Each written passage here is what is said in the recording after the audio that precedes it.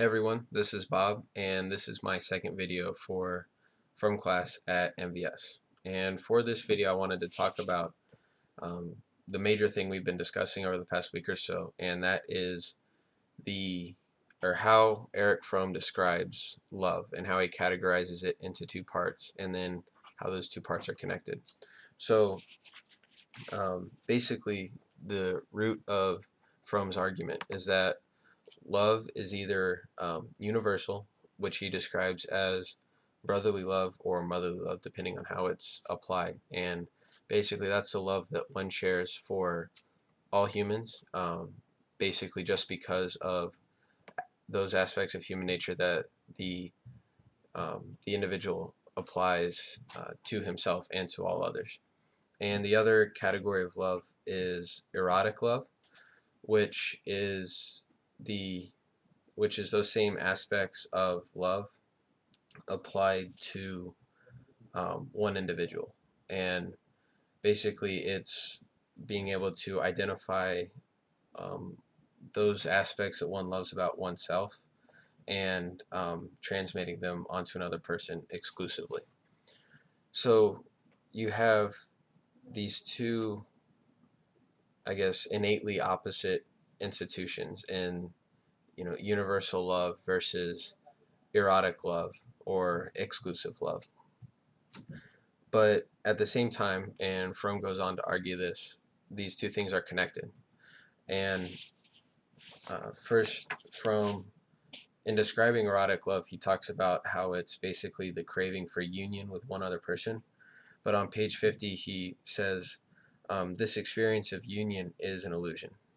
Erotic love is exclusive, but it loves in the other person all of mankind, all that is alive. So you have this natural connection between erotic love or exclusive love and um, the more universal sense of like brotherly love. Um, so how are these things connected? And basically, Fromm argues that it is self-love that connects it to. And basically, self-love is sort of what it sounds like. It's not to be confused with selfishness, which itself carries different taboos in our society. But self-love is, understanding those aspects that make oneself a human being, a social being, and understanding and accepting those and being comfortable with them, so loving them.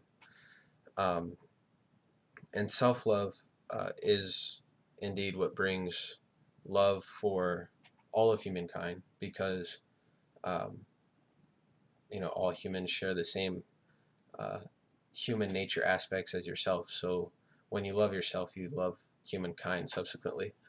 And then, as we see here, that universal love for all of humankind means you can also um, sort of share that erotic love with one other person, which we've sort of come to, um, I guess, translate into that sort of like true love um, phenomenon that exists.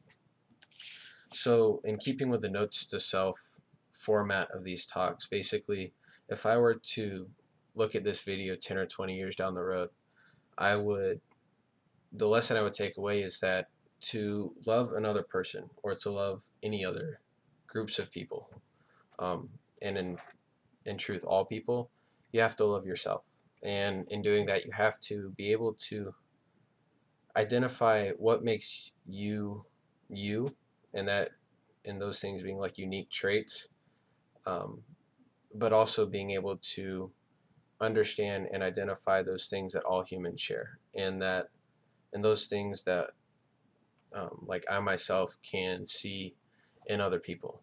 That's the root of loving other people, is seeing those aspects. So um, that's basically the main argument here, is that um, to truly understand and love another person, you have to understand and love yourself.